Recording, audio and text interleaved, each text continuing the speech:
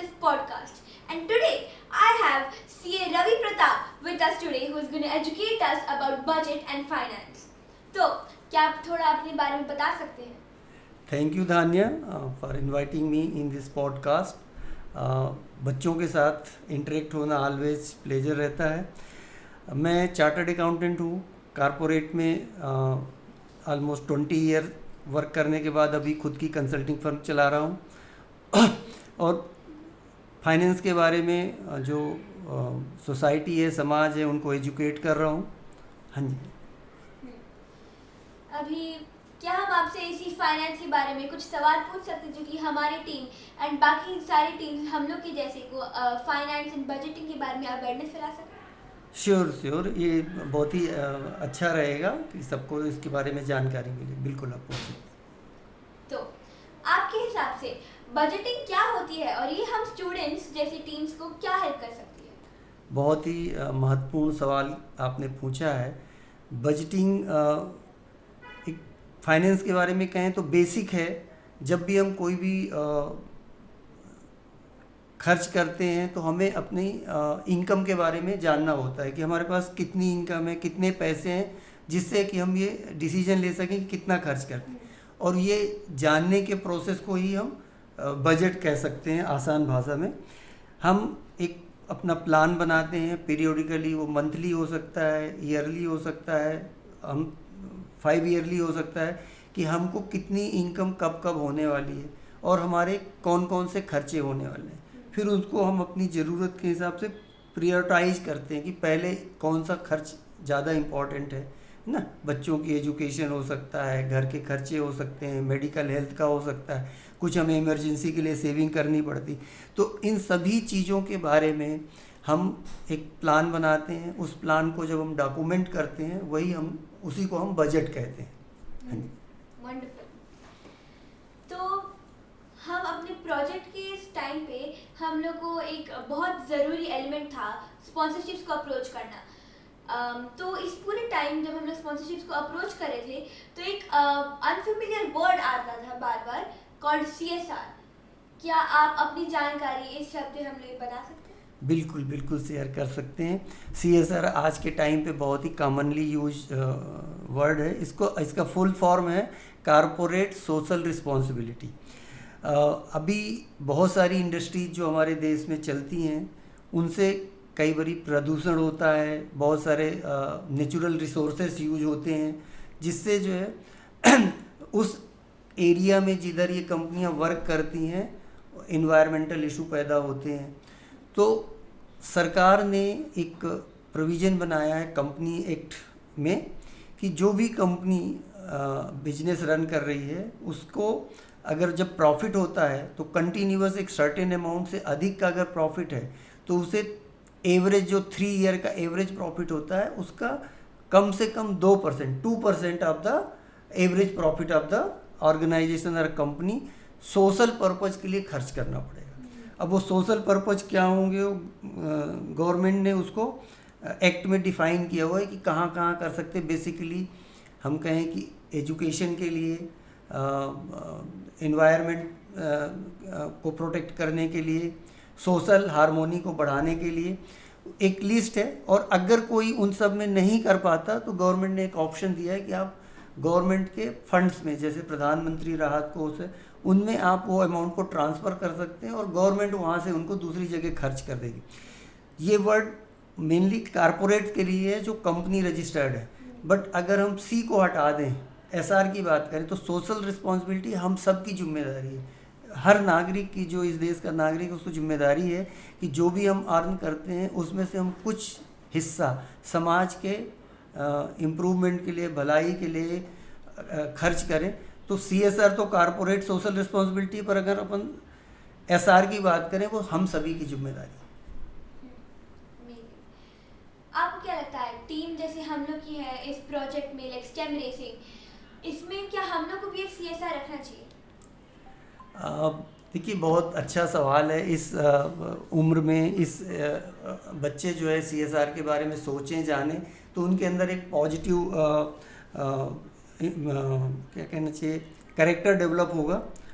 सामाजिक कार्यों में भागीदारी का, सहयोग करने का। व्हाट्स ओवर इज बजट, आपको बजट जो भी है उससे आप शुरू कर सकते हैं। आपके अंदर वो एक फीलिंग होनी चाहिए, मोटिवेशन होना चाहिए कि हमें करना है। आपका हार्ट बड़ा होना चाहिए। छोटे से फंड से भी आप, जो आपके आसपास रहने वाले झुग्गी झोपड़ी में कुछ बच्चे हैं उनको कुछ आप कंट्रीब्यूट कर सकते हैं। फेस्टिवल ओकेशन में उनको गिफ्ट दे सकते हैं। इस तरह से एक शुरुआत कर सकते हैं अपने बजट के हिसाब से। तो बिल्कुल आप सभी इसमें अपना अपना कंट्रीब्यूशन दे सकते हैं। So, as a chartered accountant, what is the importance in keeping track of money in projects like ours? बहुत इम्पॉर्टेंट है। जैसे मैंने आपको शुरू में ही बताया कि बजटिंग बहुत ही इम्पॉर्टेंट है। जो चार्टर्ड अकाउंटेंट हैं वो फाइनेंस एंड अकाउंट फील्ड के एक्सपर्ट होते हैं। उनको उनका सब्जेक्ट ही वही है, तो वो उसके एक्सपर्ट होने की वजह से आपको एक सही सलाह दे सकते हैं, कैसे आप प्लानिंग करें, कैसे प्रायोरिटाइज करें, और उसमें आपका जो ट्रैकिंग है खर्च की, उसको भी प्रॉपर कैसे रिकॉर्ड करना है। आप फ्यूचर के लिए प्लान कैसे बना सकते हैं, इन्वेस्टमेंट करके अपने ओल्ड एज जब जाएंगे तब के लिए इमरजेंसी फंड कैसे क्रिएट कर सकते हैं। तो चार्टर्ड अकाउंटेंट मेनी वे आपको फाइनेंशियल लिटरेसी कहिए, आपको नॉलेज शेयरिंग कहिए, और आपको अपने एक्सपर्टाइज को यूज करके सपोर्ट कर सकते हैं। Wonderful. Why is it important to be honest with money and budgeting? It's a very important question and very close to my heart. Honesty is a character. वो हर इंडिविजुअल का एक character होता है, personality होती है।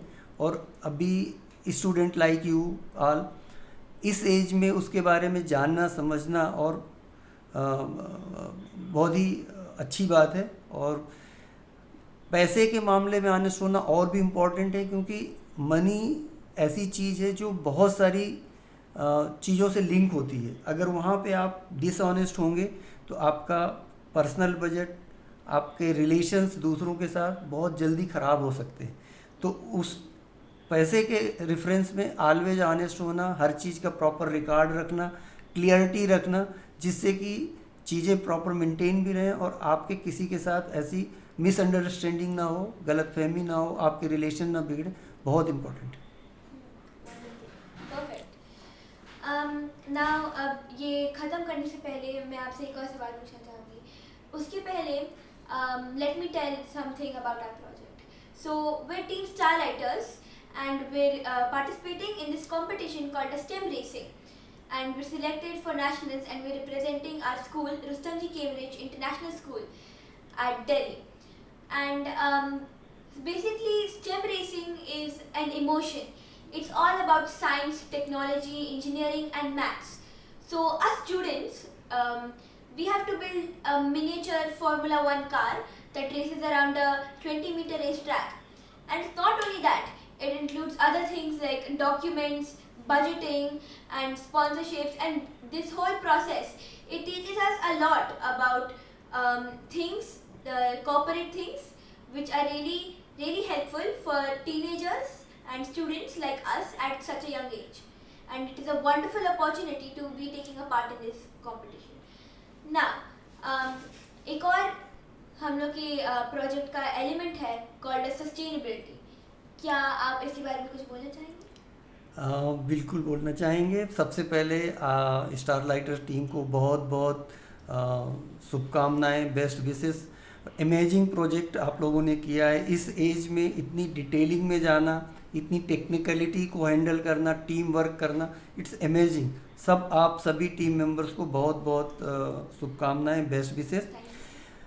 सस्टेनेबिलिटी जो word है उसको हम ऐसे समझ सकते हैं कि जो भी चीज़ें हमारे सराउंडिंग में अवेलेबल हैं, जो हम देखते हैं, वो हरदम नहीं रहने वाली। एक टाइम के बाद वो लॉस्ट हो जाती हैं। तो हम अपने जो प्लानिंग है, जो हमारा है, उनके बारे में हम ऐसी प्लानिंग करें कि वो उन चीज़ों को हम कैसे जो है जल्दी लॉस्ट होने से, नष्ट होने से रोकें, स्लो मूविंग करें, और अल्टरनेट क्या चीज़ करें जिससे वो कंपनसेट होती रहें, जिससे इन्वायरमेंट सारी चीज़ें बैलेंस बनी रहें। तो आजकल ये एक काफ़ी पॉपुलर हो रही है बड़ी कंपनियों में कि वो कंपनियां अपनी जो फाइनेंशियल अकाउंट्स बनाती हैं उसके साथ एक सस्टेनेबिलिटी रिपोर्ट भी बनाती हैं, जिसमें वो कंपनियां अपने कंपनी के बारे में बताती हैं कि वो कौन कौन सी चीज़ें यूज करती हैं ऐसी जो सस्टेनेबल कैटेगरी में आती हैं, उनके यूजेज को कम करने के लिए या उनको लॉस होने से बचाने के लिए वो क्या इफ़र्ट कर रही हैं। से कि पावर कंजम्पशन है तो वो कैसे पावर कंजम्पशन को सोलर में विंड में कन्वर्ट कर सकती हैं सो दैट कोल का यूज कम हो। तो एक तो कोल की यूज कम होने से इन्वायरमेंट सेफ रहेगा, दूसरा ये है कि कोल का जो हमारा रिजर्व है वो इतना जल्दी ख़त्म नहीं होगा। दूसरी चीज़ें वाटर का है, अब resources water is a very precious thing, so how we can minimize the use of water by reusing the water after filtration। कैसे हम उसको अपने कंपनी या प्लांट के आसपास वाटर का कंजर्वेशन कर सकते हैं लेक बना के, और दूसरी तरह से पानी को रोक सकते हैं और उसको यूज कर सकते हैं। तो ये सब के बारे में अभी काफ़ी जागरूकता बढ़ रही है और नो डाउट हम सबको उस बारे में जागरूक होना चाहिए, अवेयर होना चाहिए कि कैसे हम इस सस्टेनेबिलिटी को प्रिजर्व कर सकते हैं, रख सकते हैं आगे। जैसे मैंने अभी कहा, अब हम जैसे स्टूडेंट्स को जिनको फ्यूचर में फाइनेंस में एक करियर बनाना है, उनको क्या एडवाइस देना चाहेंगे? देखिए, फाइनेंस किसी भी इंडस्ट्री का अगर हम एक सिंपल शब्द में कहें तो ब्लड होता है। जैसे एक शरीर के लिए ब्लड की ज़रूरत होती है, उसी तरह कोई भी बिजनेस है उसको रन करने के लिए फाइनेंस की ज़रूरत होती है। और अगर हम डेटा के हिसाब से बात करें तो अगर 100 में से 20 कंपनीज सर्वाइव नहीं कर पाती और बंद होती हैं, तो उन 20 में से 15 का रीज़न फाइनेंशियल मिसमैनेजमेंट होता है। तो ये वेरी क्रूशियल है, और उस फील्ड में अगर आप करियर बनाना चाहते हैं तो आपके लिए बहुत ही ब्राइट फ्यूचर है। इसके लिए आप जो है 10th के बाद से कॉमर्स साइड सेलेक्ट कर सकती हैं। चार्टर्ड अकाउंटेंट एक कोर्स है जो एक बहुत ही बेटर फ्यूचर देता है। आप एक्सपर्ट बन के कारपोरेट्स में खुद की कंसल्टिंग प्रैक्टिस करके ग्लोबली कर सकते हैं। कंपनी सेक्रेटरी भी है, कास्ट अकाउंटेंट है, और MBA फाइनेंस भी कर सकते हैं। तो ये सारे ऑप्शन हैं। आप उसके बारे में इंटरेस्ट अपना बनाए रखिए, जानकारी लेते रहिए। जब आप 10th पास करते हैं उस टाइम पे एक करियर काउंसलिंग या डिस्कशन करके आप सेलेक्ट कर सकती हैं कि किस फील्ड में जाना है। एक अच्छा फ्यूचर फाइनेंस में भी आप बना सकते हैं।